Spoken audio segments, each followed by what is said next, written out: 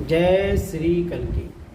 हिंदुस्तान की समस्त धर्म प्रेमी जनता से मेरा अनुरोध है कि ये जो फिल्म आ रही है केरल की, इस फिल्म को अपने बच्चों को दिखाने से मात्र आपके बच्चे नहीं सुधरने वाले हैं। आपका जो काम है वो ये है कि बच्चों को धर्म की शिक्षा दें, बच्चों को शास्त्र की शिक्षा दें और बच्चों में संस्कार का, समर्पण का भाव दें। साथ ही साथ ये जो आधुनिक पढ़ाई चल रही है, इसके साथ अगर हम अपने धर्म की पढ़ाई भी अगर बच्चों को कराते हैं तो ऐसी फिल्में ना बनेंगी और ना ही हमें इन्हें देखकर कोई शिक्षा लेने की ज़रूरत पड़ेगी। ये फिल्में इसीलिए बन रही हैं क्योंकि हम खुद पे अपनी फिल्में बनवा रहे हैं। तो मेरे सभी से अनुरोध है कि ऐसी फिल्मों का आगे ना बने, उसके लिए अपने बच्चों के अंदर धर्म की और शास्त्रों की शिक्षा भी कंपलसरी करें। चाहो तो गुरुकुल में पढ़ा लो, अपनी संस्कृति को, अपने शास्त्रों को बचा लो। जय श्री कृष्ण।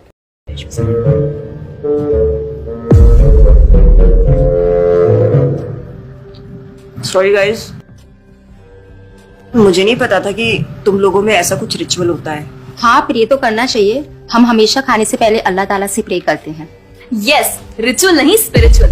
हम ही पहले भगवान को भोग ऑफर करते हैं और उसके बाद प्रे करके खाते हैं। लेकिन तुम्हारा भगवान यहाँ आके कैसे खा सकता है? जैसे वो तुम्हारी दुआ कानों से सुन सकता है, वो वैसे ही यहाँ पर आके खा भी सकता है। भगवान का फॉर्म पर्सनल है। अगर वो कानों से सुन सकते हैं तो मुंह से आके खा भी सकते हैं। उनके कान और मुंह दोनों है। शालिनी, तुम प्रे नहीं करती खाना खाने से पहले? नहीं, लेकिन मेरे चाचा ने एक बार कहा था कि हमको वो गॉड ऑफ फूड को और फार्मर्स को थैंक यू बोलना चाहिए। You mean Annapurna Devi? What? God of food. Yes, हमें उन्हें थैंक करना चाहिए और साथ में फार्मर्स को भी। But I believe in watering the roots. देखो, हम हमेशा क्रिएशन को तो अप्रिशिएट करते ही हैं, लेकिन हम क्रिएटर को ना अप्रिशिएट करना भूल जाते हैं। अभी सोचो, पानी ना हो, हवा ना हो, उपजाऊ मिट्टी या धरती माँ ना हो तो फार्मर क्या कर लेगा? So I believe that we should be thanking the Creator, the Lord, who is providing us with all the basic necessities. Point. अब तुम किस किस को थैंक करेगा? वैसे भी तुम्हारे 33 करोड़ तो देवी देवता है। बताओ किस किस को थैंक करेगा तुम? और शांडी, तुम बताओ, तुम किस गॉड को मानता है? मैं ऐसे किसी गॉड को नहीं मानती, लेकिन I think Shiva is a big god. See, I am very sorry, but आपने अपने वो बड़े भगवान का स्टोरी तो सुना होगा ना, जहाँ वो अपनी मरी हुई वाइफ को शोल्डर पर लेकर पूरे इंडिया का चक्कर लगा रहा है। अब तुम मुझे बताओ, जो गॉड अपनी वाइफ के मरने पे ऐसे कॉमन मैन की तरह रोता है, वो गॉड हो सकता है क्या? अच्छा, may be, I don't know much about this story, but he is very famous and north में तो राम जी भी बहुत फेमस है ना। उनका स्टोरी तो तुमको पता होगा ना, सबको पता है। उनकी वाइफ को रावण ले गया था। हाँ, पता है। अब तुम मुझे बताओ, वो गॉड है? वो अपनी वाइफ को भी अकेला नहीं बचा के ला सकता। उसको अपनी वाइफ को बचाने के लिए भी वानर सेना की हेल्प चाहिए, और उस वानरों को भी तुम पूछता है। I am sorry.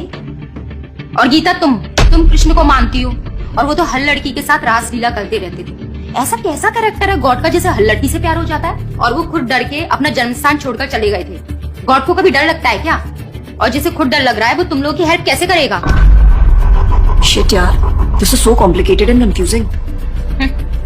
It is confusing because you are following the wrong path. It is very beautiful and sacred. I will show you the right path. Enough, Asifa. I know what you're trying to do. And Shalini, कुछ भी confusing नहीं है। You know what the problem is कि तुझे पता ही नहीं है क्योंकि तूने आज तक शास्त्र ही नहीं पढ़े हैं। तो पता कैसे चलेगा कि क्या सही है और क्या गलत? जन्म कर्म च मे दिव्यम एवं योवेति तत्वतः त्यक्त्वा देहम पुनर्जन्म नैति मामेति सो अर्जुना। भगवान की लीलाओं को समझना इतना आसान नहीं है। उसके लिए शास्त्रों का अध्ययन करना पड़ता है, और वो भी एक प्रामाणिक गुरु के अंडर रह के उनकी शरण लेके। अब अगर तुमने शास्त्र पढ़े होते तो तुमको ये पता होता कि शिव जी ने जो इमोशंस उसमें दिखाए थे वो शोक नहीं, विरह था। विरह विरह दोनों सेम नहीं होते क्या? Let's start from the basics. शोक इज मटेरियल एंड विरह इज स्पिरिचुअल। शोक ना दुख की अनुभूति कराता है, whereas जो विरह है उसमें जो सेपरेशन की फीलिंग होती है ना, वो सुख का अनुभव कराती है। भगवान भगवत गीता में ना शोक करने वाले व्यक्ति को मूर्ख बताते हैं। गतासुम अगतासुम नानु शोचंती Pandita. A wise man never laments for the living nor for the dead, Bhagavad Gita chapter 2 text 11, अपनों की मौत पे आंसू बहाना शोक है, लेकिन वहीं रामायण देखते देखते जो आंसू निकले ना, वो विरह है विरह। और ऐसे विरह से हमारा भगवान के प्रति प्रेम बढ़ता है। तो जिस तरह से शिव जी ने विरह को दिखाया था, उसी तरह राम जी भी सीता मैया के जाने के बाद विरह में भटकते हुए रो रहे थे। और यही नहीं, सीता देवी इतनी प्योर है ना कि उन्हें राम जी के अलावा कोई टच भी नहीं कर सकता था। रावण जिनको लेके गया था वो छाया सीता देवी थी, असली सीता देवी तो अग्नि में समा गई थी और वो अग्नि परीक्षा के वक्त बाहर आई थी। और आसिफा तू क्या बोल रही थी? भगवान राम को अपनी पत्नी को बचाने के लिए वानरों की मदद लेनी पड़ी थी। I mean, God is all powerful, right? हाँ, वो अकेले भी तो मार सकते थे ना। यार शालिनी, अगर तूने कभी रामायण पढ़ी होती तो तुझे पता होता, जब खर और दूषण आए थे अपने 15,000 ऐसे दानवों के साथ जो इंसान को खा जाते थे, उन सब के साथ राम जी ने अकेले बिना किसी की हेल्प के उन सब के चिथड़े उड़ा दिए थे। अब ऐसे राम के लिए रावण को मारना मुश्किल है क्या? हाँ, लेकिन बाद में वानरों की हेल्प क्यों ली? उनको अपनी सेवा में लगाने के लिए, उनकी ग्लोरीज बढ़ाने के लिए। अरे उन्होंने तो एक छोटी सी गिलहरी तक को अपनी सेवा में लगा लिया था। What? कभी पढ़ा हो तो पता हो ना। खैर, और हम हनुमान जी की पूजा इसीलिए करते हैं क्योंकि भगवान तक पहुंचने का रास्ता उनके भक्तों की सेवा है। जब भगवान देखते हैं कि मेरे भक्तों का गुणगान हो रहा है या कोई सेवा कर रहा है तो वो बहुत खुश होते हैं। जैसे मैं तेरी मॉम के सामने अगर तेरी तारीफ करूं तो वो खुश होती है ना। पॉइंट। इसी तरह भगवान हमसे खुश होते हैं जब हम उनके भक्तों की सेवा करते हैं, पूजा करते हैं। और रही बात 33 करोड़ देवी देवता की, आसिफा तो मुझे ये बता, what is your favourite genre in movies? Psychological thriller. और शालिनी तेरी? Romantic and comedy. एग्जैक्टली। जैसे हर किसी का अपने नेचर के अकॉर्डिंग फेवरेट जॉनर होता है, वैसे ही भगवान ने हर किसी के नेचर के अकॉर्डिंग व्यक्ति के लिए उसके नेचर के अनुसार वेद और पुराण दिए हैं। और उन्हीं पुराणों को फॉलो करके लोग अपनी देवी देवता की तरफ अट्रैक्ट होते हैं। और ये सभी देवी देवता भगवान की ही सेवा कर रहे हैं। जैसे रोशनी के देवता सूर्यदेव, हवा के देवता वायुदेव, बारिश के देवता इंद्रदेव। जैसे एक सरकार चलाने के लिए इतनी सारी पोजीशंस होती हैं, वैसे ही इस पूरे ब्रह्मांड को चलाने के लिए अलग अलग देवी देवताओं की जरूरत पड़ती है। तो मतलब वो अपनी पोजीशन का मिसयूज करेंगे, किसी भी लड़की के साथ कुछ भी करेंगे, रास लीला करेंगे। Stop it Asifa, now you are crossing the line. तुझे पता ही क्या है कृष्ण के बारे में? जो लोग बोलते हैं कि कृष्ण करे तो रास लीला है, हम करें तो कैरेक्टर ढीला है, उनको बोलो पहले भागवतम पढ़ ले। ठीक रास लीला से पहले भगवान ने गोवर्धन उठाया था। उनको बोलो पहले जाके गोवर्धन पर्वत उठाए। पैदा होते ही पूतना को मारा था, बच्चे से एक मच्छर नहीं मारा जाता। When he was crawling, मुख में ब्रह्मांड दिखा दिया था। तू अपने मुंह में अपना ये हॉस्टल ही दिखा दे आसिफा। क्या तुम जानते हो द्वारका में भगवान श्री कृष्ण की 16,108 रानियां थी और सबके अलग अलग महल थे और हर एक महल में श्री कृष्ण सबके साथ होते थे एक ही समय पर। रोज सारी रानियां कृष्ण से खुश थी और उन सब की जरूरतें कृष्ण पूरी करते थे। क्या किसी नॉर्मल से इंसान के लिए ये सब संभव है? आज के टाइम पे तो एक ही नहीं संभलती, लेकिन उस टाइम सारी रानियां एक दूसरे के साथ खुश थी और उन्हें खुश कृष्ण रखते थे। क्यों? क्योंकि वो भगवान है।